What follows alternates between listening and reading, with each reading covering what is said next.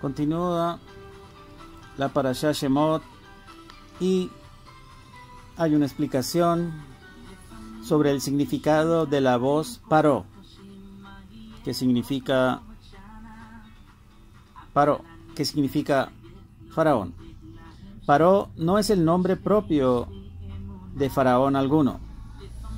Más bien es la expresión original y legítima equivalente a faraón, denominación genérica de los monarcas egipcios.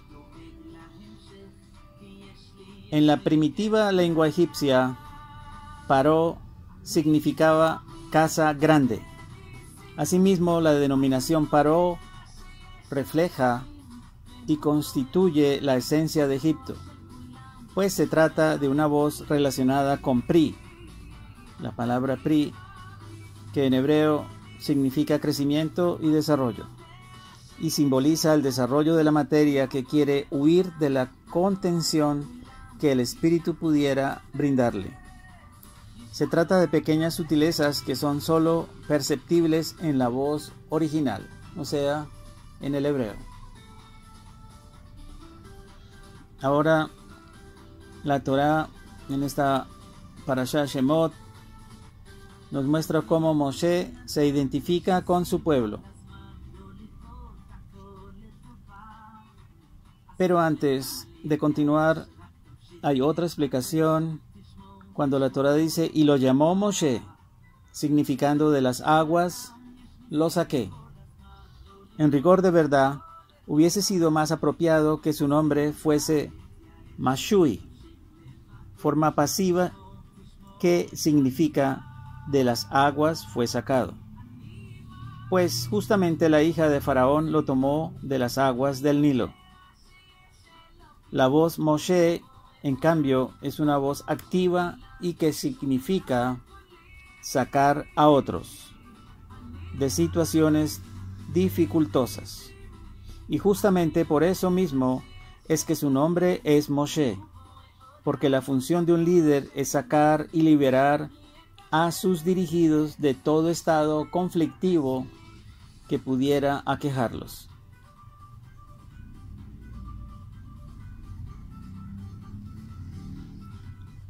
Continúa la Parashá Shemot y ahora la Torá dice, resulta que en aquellos días, siendo Moshe grande, explican aquí, o sea que había obtenido un cargo importante en el palacio de Faraón cuando tenía la edad entre 11 o 12 años. Continúa la Torá y dice, salió a visitar a sus hermanos y observó sus sufrimientos. Vio también que un egipcio golpeaba a un hebreo, uno de sus hermanos. Repito el verso. Resulta que en aquellos días, siendo Moshe grande, salió a visitar a sus hermanos y observó sus sufrimientos. Vio también que un egipcio golpeaba a un hebreo, uno de sus hermanos. Hay una explicación cuando la Torá dice, creció Moshe, y siendo Moshe grande,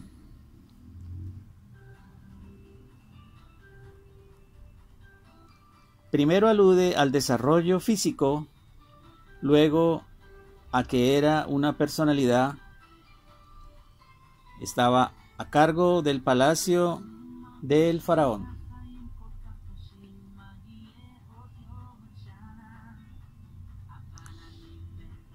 Continúa la Torá y dice, miró Moshe a un lado y al otro, y al ver que no había nadie, mató al egipcio y lo enterró en la arena. Al día siguiente, al salir, vio 2 hebreos que estaban peleando.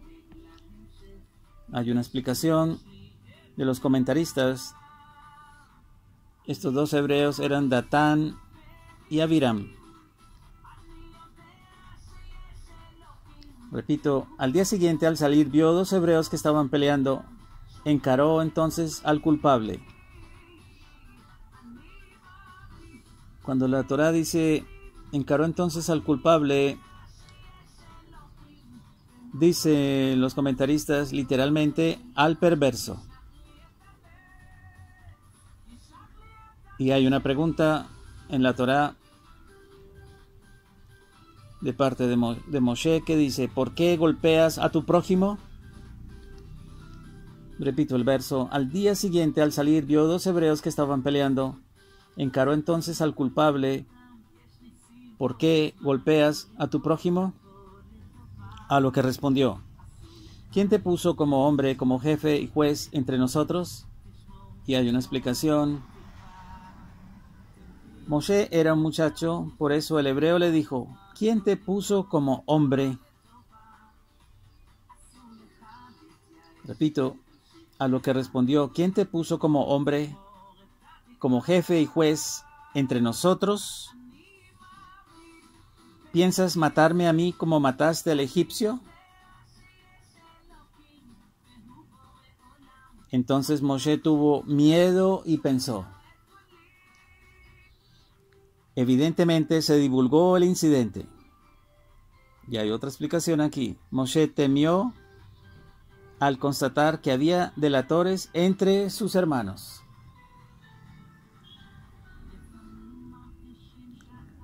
Continúa la Torá y dice: Paró tomó conocimiento del asunto, y explica los comentaristas porque Datán y Abirán lo delataron. Continúa la Torá y dice: e intentó asesinar a Moshe, pero Moshe huyó de Paró y se asentó en la tierra de Midian, y al llegar se sentó junto a un pozo. Repito el verso: Paró tomó conocimiento del asunto e intentó asesinar a Moshe, pero Moshe huyó de Paró y se asentó en la tierra de Midian, y al llegar se sentó junto a un pozo.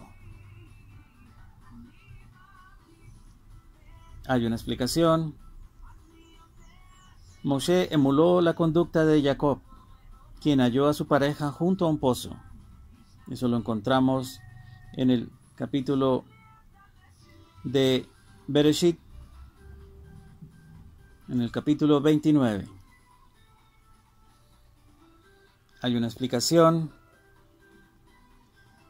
acerca del verso anterior, cuando la Torá dice que Moshe huyó. Dicen los comentaristas: Moshe huye de Nov, que sería Memphis, en Egipto, hacia Midian, ubicado al noreste del Golfo de Eilat, que sería el de Acaba. Continúa la Torá y dice: el sacerdote de Midian, explica los comentaristas, era Yitro, también llamado Reuel. El sacerdote de Midian tenía 7 hijas. Ellas sacaron agua y llenaron los bebederos para dar de tomar a las ovejas de su padre. Hay una explicación. El verso establece que Yitro era la máxima autoridad entre los midianitas, pero finalmente decidió abandonar el culto idólatra de ese pueblo, por lo que fue excomulgado. Continúa la Torá: pero vinieron unos pastores y las echaron. Hay una explicación de los comentaristas que dice: porque su padre había sido excomulgado. Dice la Torá: entonces Moshe se levantó a defenderlas y abrevó al rebaño de ellas. Al retornar a lo de su padre Reuel, él les preguntó: ¿por qué hoy regresaron tan pronto? Hay un comentario de Rashi, el principal comentarista de la Torá, en el libro de Bamidbar, Números, capítulo 10, verso 29,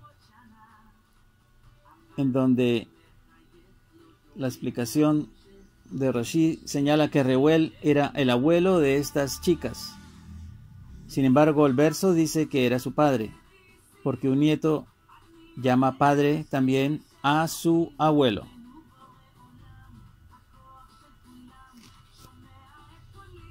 Continúa la Torá: y ellas respondieron: un hombre egipcio nos salvó de los pastores, además sacó agua para nosotras y dio de beber al rebaño.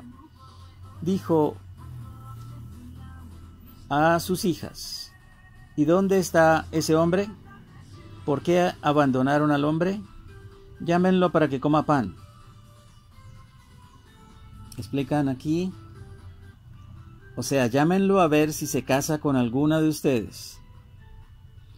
Repito, el verso: dijo Reuel a sus hijas: ¿y dónde está ese hombre? ¿Por qué abandonaron al hombre? Llámenlo para que coma pan. Moshe aceptó quedarse con el hombre.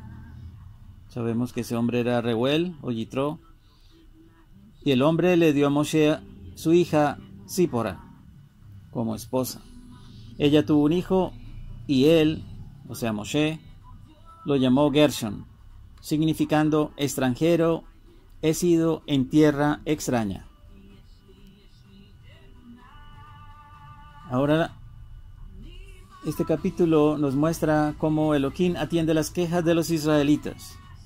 Dice la Torá: después de muchos días, explican los comentaristas, cuando Moshe apacentaba los ganados de su suegro en Midian, región al noreste de Eilat, en la actual Jordania. Repito, después de muchos días murió el faraón de Egipto y los israelitas gemían a causa de la esclavitud. Clamaban y el grito de ellos por el trabajo forzado a que estaban sometidos llegó a oídos de Elohim. Elohim escuchó sus lamentos. Entonces Elohim se acordó de su pacto con Abraham, con Isaac y con Jacob. Elohim vio a los israelitas. Elohim se interesó por ellos.